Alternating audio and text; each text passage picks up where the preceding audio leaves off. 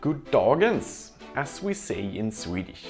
Today we are going to make the sloth hand. I'm going to show you how you can do this technique to get a hairy 3D print, so you can make your own hairy stuff.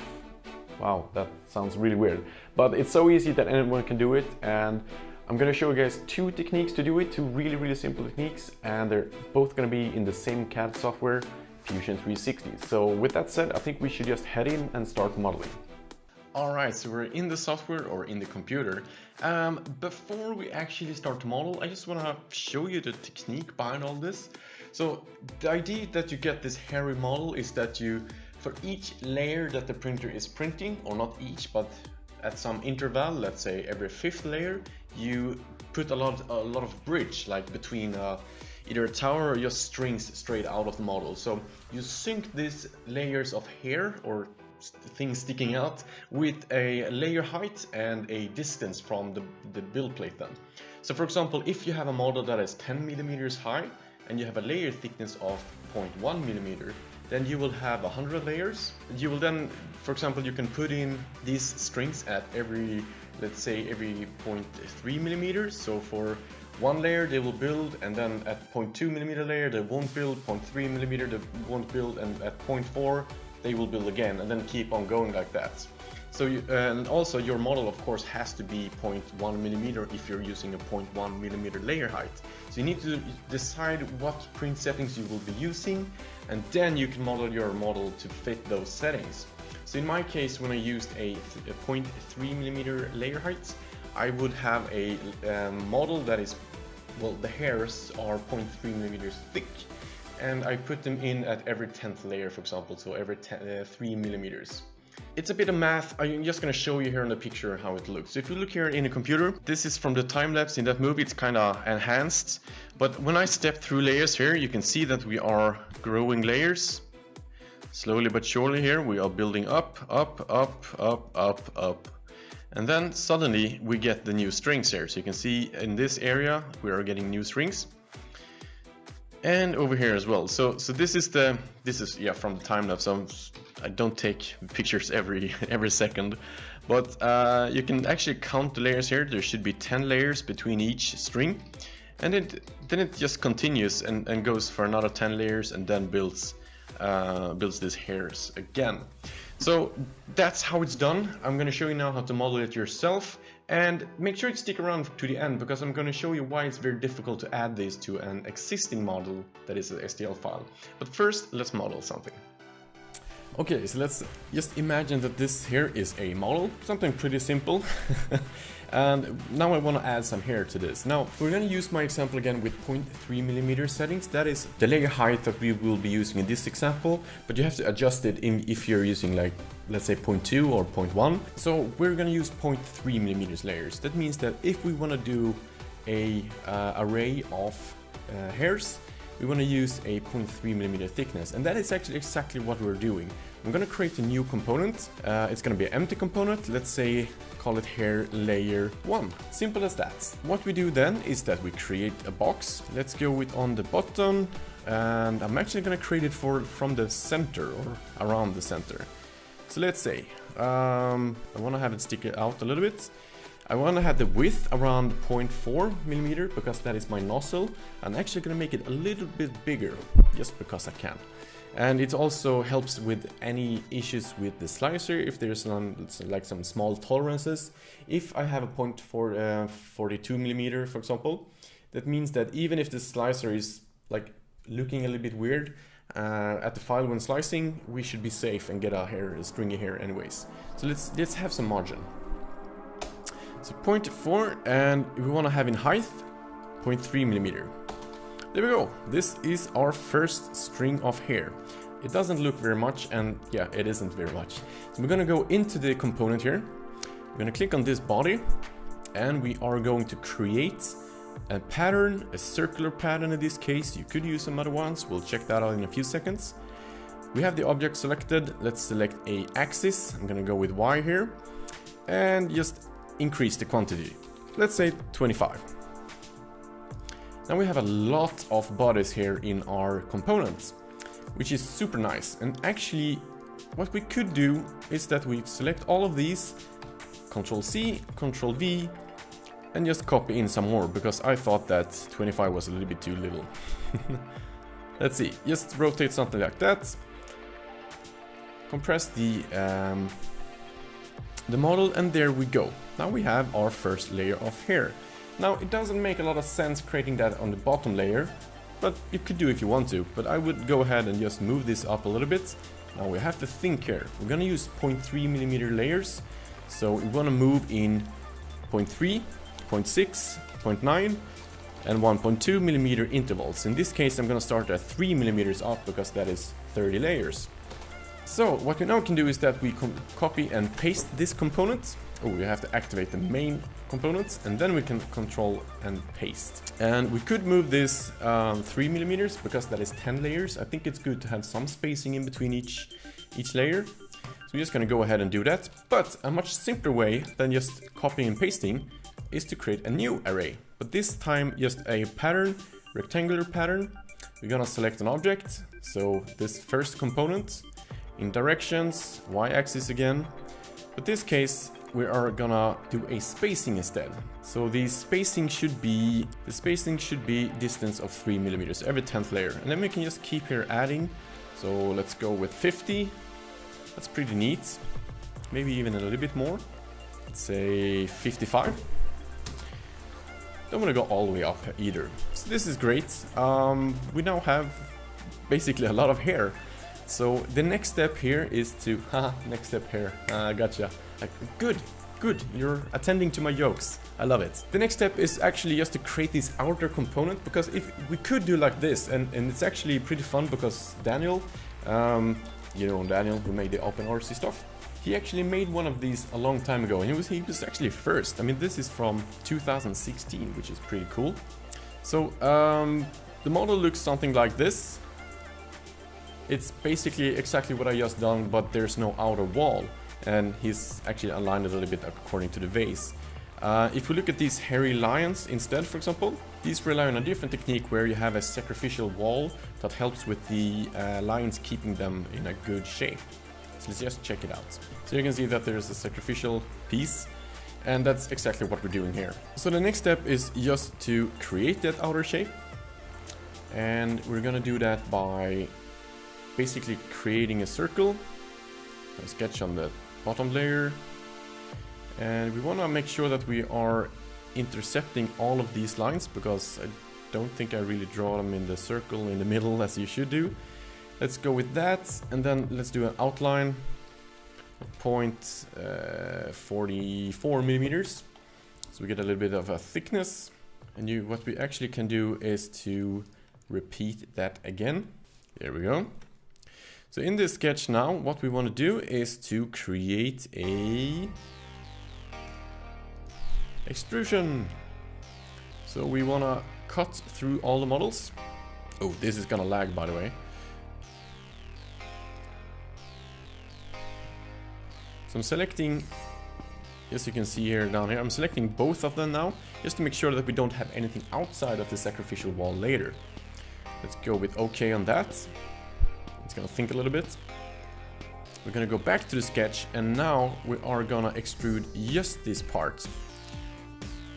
And we're gonna join it, drag it upwards. Because what's happening here when I'm creating join, and this is a pretty interesting problem, and I talked to some guys at Autodesk, and there's actually no fix at it right now. You can't collapse the components. So as of this video. So what's happening here is that each and every component that is sitting on an offset of each other are being joined with the cylinders. Even if my cylinder is just as tall as a regular model, it will look like there's 100 copies of it. So we need to make sure that we don't do that, and we'll create a new body instead. So this body we can extrude to this length. That's going to be awesome. And we now need to just join everything together.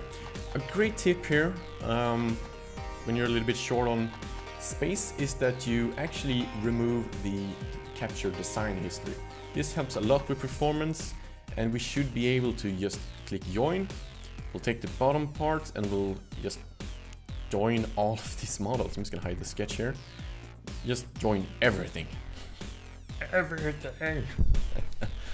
Alright, so let's check it out. It's gonna think a little bit. But I promise you, we are gonna end up with a super nice STL. No, super nice solid model. Alright, so the computer has thought a little bit, and we've ended up with a model here. So a lot of small strings here. And what's interesting is that all of these components are actually empty now because we stole like all the bodies from them. I'm just gonna hide all of them so we don't have to deal with them. And I'm gonna prove to you that they are joined together by using a section analyst tool. So here, whoa, this is difficult, but here we can see that all the layers are sticking together nicely. So this is model, it's super ready to start printing, and of course there's a few more things that we can do, so let's check out another example.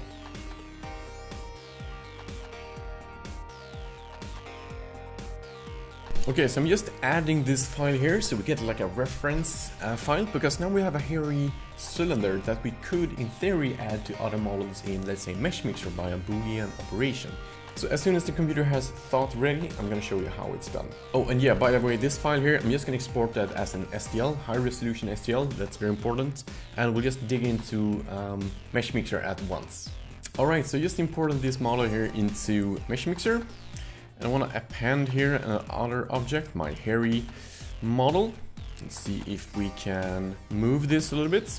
90 degrees, that sounds good. Wanna have it on the build plate, but I guess that's not gonna work. Something like this, super, and then we want to scale this model here as well. So I'm just gonna see if we can, I always forget how you, there you go. I'm gonna scale this Tiki model that I just downloaded. It's super simple. Something like that. Now this all looks good, and if we just accept all of this here. So what we want to do here is that we select both of the models. We want to do a Boolean union. Takes a little bit of a while. It might work well on this model because we don't have a lot of weird structures inside, but usually it doesn't work, and I'll show you why in just a few seconds. Well, okay, that just crashed, so it's not much to do about that. So I'm just gonna show you here with an example what is gonna happen. If we zoom up here a little bit, we can see all of the triangles. They are looking good. But if we try to join these two objects, Boolean operation, you can see that it starts to screw everything up a little bit. We can try to be like go with maximum quality. You don't want to auto reduce the result. So I mean, you could play around a little bit with settings here. Basically what you're going to end up with is a lot of issues, and it might not look at much, but as soon as we try to slice this in a slicer, we're going to have some issues. You can see, for example, down here, we basically don't have a line, and this is supposed to be 0.3 millimeter tall, so there's not much that we can do. So that's the issue when trying to combine existing meshes with other meshes, is that it's usually not very well, especially not when it's this small components. There's a tool as well. If we go here and we'll create a, we could just combine them, and that's pretty easy. I mean, anyone can do that. We get one file, but if we check it out, it's actually like an X-ray file, and this usually doesn't go well with the slicers, but we're gonna try it. So I'm gonna save this as an, I'm gonna export this model as an STL file. The save and export isn't the same file. Blah, blah, blah, blah. That's what we're gonna call the model as always. And we'll go into, in my case, Simplify 3D. You can choose any slicer if you want to do. This is not a paid endorsement by Simplify, but if you want to sponsor me, give me a call. No, I'm just kidding. We'll take in the model here. As you can see, looking good. Let's just make sure that our settings are correct. So 0.3 millimeters. Let's slice it, and actually getting something here. Now, before we share too much, I'm gonna show you one of the issues. I didn't say wasn't gonna work, but I did say it's not gonna be good. So you can see here, it does a lot of weird slicing inside the models because we have top and bottom layers. So you will end up with weird results inside the model, but it is an option if you're limited, and you could combine it with other models. So it's not good, it's not the best way to do it, but if you're in a panic situation and you don't want to remodel the model, So I just realized as well that I forgot to show you that we can combine these two as well. It works like super simple. So if, again, in some cases this is the best way to do it, especially if you want to add on an existing model.